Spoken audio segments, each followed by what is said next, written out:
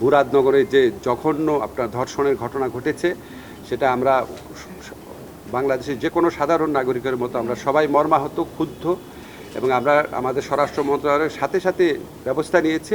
প্রধান আসামি সহ যারা এই ছবিগুলো ছড়িয়ে দেওয়ার কাজটা করেছে, অত্যন্ত দায়িত্বহীন অপরাধমূলক কাজটা করেছে, সবাইকে গ্রেফতার করা হয়েছে। আপনারা জানেন আমরা ধর্ষণ সংক্রান্ত যে আইন আছে সেটার অ্যামেন্ডমেন্ট করেছি। দ্রুততম সময় আপনারা মাগুরার ক্ষেত্রে আপনার বিচারও দেখেছেন। এটাও আমরা সর্বোচ্চ গুরুত্ব দিয়ে এই ঘটনার বিচার করব, এটা আমরা বদ্ধপরিকর। শুধু এটুকু জানালাম আপনাদের।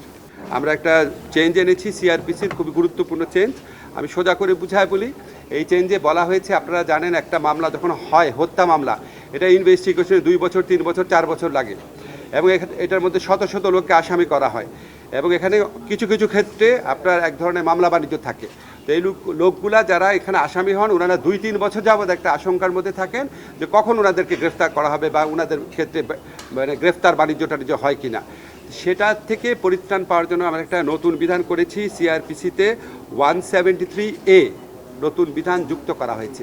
এই নতুন বিধানে বলা হয়েছে পুলিশ কমিশনার, এসপি বা এসপি পদমর্যাদার, কোনো জেলার এসপি পদমর্যাদার কোনো পুলিশ কর্মকর্তা ওনার নিয়ন্ত্রণাধীন বা এখতিয়ারাধীন কোনো বিষয়ে বা কোনো মামলার বিষয়ে ওনার যদি মনে হয় যে এটা করা যৌক্তিক, তাহলে উনি ইনভেস্টিগেশন যে অফিসার আছে, সে ইনভেস্টিগেশন অফিসারকে বলতে পারে যে তোমার মামলার তদন্তের ব্যাপারে একটা প্রিলিমিনারি প্রাথমিক রিপোর্ট দাও, তদন্ত করে এখন পর্যন্ত কী তথ্য পেয়েছো এটা প্রাথমিক রিপোর্ট দাও। এলএমই সার্টিফাইড বিশ্বসেরা কপারে তৈরি ওয়ালটন কেবলস, যা আপনার স্থাপনাকে রাখবে সব সময় নিরাপদ। সেই প্রাথমিক রিপোর্টটা যখন ইনভেস্টিগেশন অফিসার প্রিপেয়ার করবে, করার পর আমাদের যে এসপি সাহেব আছেন বা পুলিশ কমিশনার আছেন, তারা ইনভেস্টিগেশন অফিসারকে বলবে এই প্রাথমিক রিপোর্ট বা প্রিলিমিনারি রিপোর্টটা, ইনভেস্টিগেশন রিপোর্ট, এটা ম্যাজিস্ট্রেটের কাছে জমা দাও।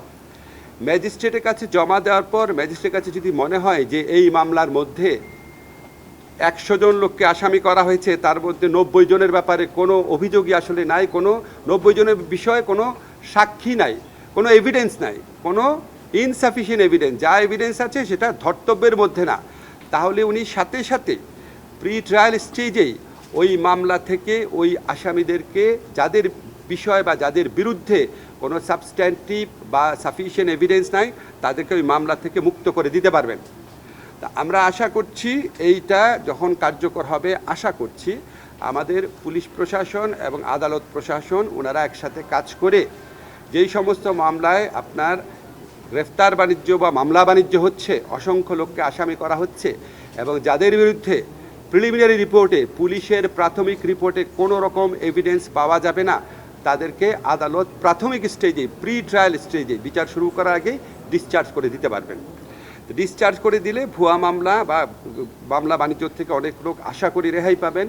এবং এইটা মানে এটা না যে তদন্ত থেমে থাকবে, তদন্ত থেকে যাদের বিরুদ্ধে কোনো রকম সাবস্ট্যান্টিভ এভিডেন্স নাই তাদেরকে মুক্ত করে দেবেন, ডিসচার্জ করে দেবেন, বাকিদের বিষয়ে তদন্ত চলতে থাকবে।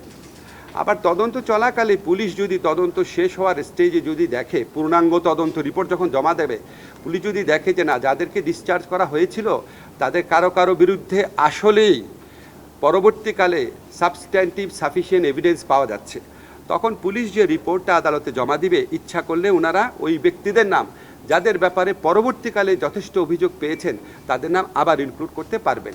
এই হচ্ছে আমাদের সংশোধনীটার বিষয়। এটার মূল লক্ষ্য হচ্ছে ভুয়া মামলা এবং হয়রানিমূলক মামলা থেকে শিকার হচ্ছেন যারা, তাদেরকে একটা প্রি ট্রায়াল স্টেজে, বিচারপূর্ব স্টেজেই একটা রেহাই দেওয়ার বা অব্যাহতি দেওয়ার চেষ্টা করা।